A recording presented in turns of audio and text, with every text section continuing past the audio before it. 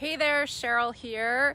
Thanks so much for joining. I'm coming to you, you're over here. I'm coming to you live from beautiful Scottsdale, Arizona, where I'm getting recertified, spending 5 days with Brennan Burchard and team and a couple hundred other coaches. So I can't wait to share a lot of this content with you. But in the meantime, I have a question for you, and that is, do you ever feel mediocre? It happens to everyone. It happens to me too. So maybe if you're killing it at work or crushing it at work, you're feeling a little mediocre at home because maybe you feel like you're neglecting people or, your family or what have you. So I'm wondering that. And it was foremost in my mind because I spoke to a bunch, 15 they were directors of their teams, but some of the top engineers, technologists, and mathematicians last week. And as genius as they are, a lot of them struggle with feeling mediocre. And so that is something that I want to talk to you about today, because feeling that way really slows us down. It slows down our genius, it slows down our progress. It doesn't feel so great, and it's not so great for the people around us as well. So we're going to talk about how not to feel mediocre, and in other words, how to feel world class, because come on, you got to have some credit where credit is due, and especially not to throw us females under the bus, but sometimes we feel we're a little hard on ourselves. At least I've been told that about myself. So let's talk about this today and get this out of the way so we can clear the path for us being our most amazing selves. So 3 things I'm going to share with you today. The first one is get clarity, whether it's at home, let's start with work. Whether it's at work, meaning a lot of times it's very easy to compare ourselves. So if you're working in a job, then make sure that you get clarity on what your responsibilities are and set a standard for yourself. Because that standard for yourself could be higher than everyone else, it could be the same, or maybe everyone's just killing themselves and they're not doing a great job.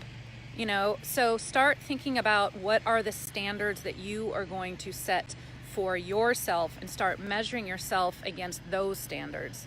Now, when it comes to at home and your relationships with your family and that type of thing, also get clarity on what is important to you. So sometimes we have to stay late at work. Sometimes we just have to. So get clear on what are the non-negotiables. So if you have to stay late, maybe you're committed to having dinner a couple nights a week. Maybe you're committed to reading a story for 10 minutes a night. Maybe if you're on a you're going to commit to a couple weeks vacation once a year where you're fully present and unplugged from work.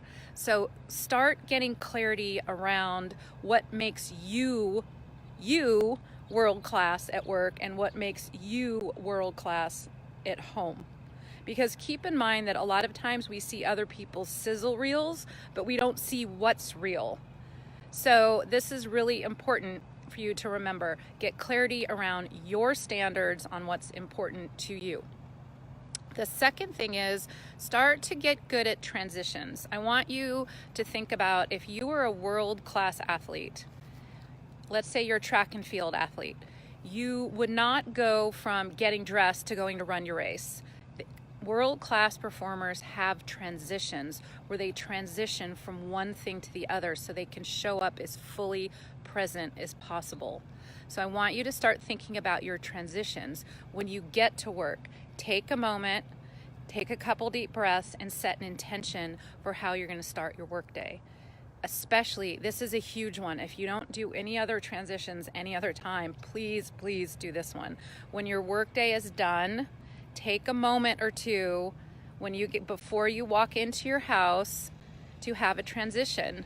Take a few deep breaths, what I call the RRS method: recognize, release, strategize. Recognize how you're feeling. Like you're stressed, you feel overwhelmed, or you feel exhausted, or whatever it is. Take a couple deep breaths. Exhale, that's the release portion, and then strategize. In other words, set an intention for how you're going to show up to your family. Okay, so these are transitions. Take a couple moments when you're in your work day. Take some moments if you're transitioning from a meeting to getting a project done to a presentation. Take a few moments to RRS, recognize, release, strategize. refocus and set those intentions. So release, recognize what you're feeling, release it by taking some breaths, and then set a strategy by setting an intention how you want to go in. And then finally, we're going to talk about, and I have this written down, so important, I can't believe I forgot, commit to presence.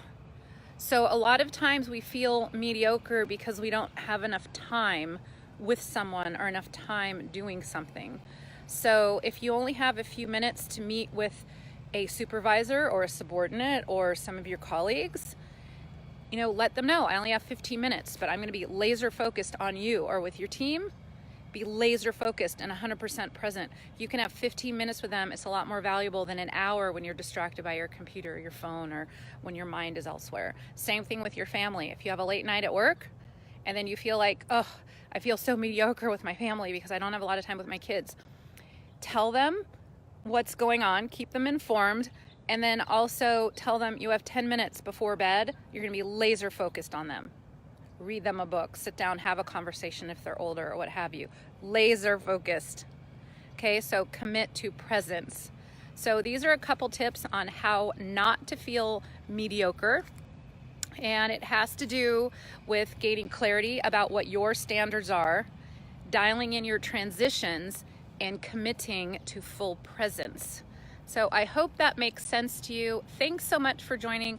I will look forward to seeing you on Wednesday morning around between 8:15, around 8:15. It's probably closer to 8:30. So if you're going to tune in, let's say 8:30, okay? Let's tune in at 8:30 and I will see you then. Also, I'm starting my Mental Toughness monthly roundtable, which I am super excited about. It's getting started. Actually, the second session is on December 4th. So if you're interested in that, just say that's me. I'll make sure to get some information to you. Here's to you being amazing. Please do post in here any questions or comments. I want to hear from you. Even if you're watching the recording, I will see these. Keep up the amazing work. Give some credit where credit is due. Take a bow because I know you're putting some amazing things into the world. I'll look forward to seeing you Wednesday. Take care.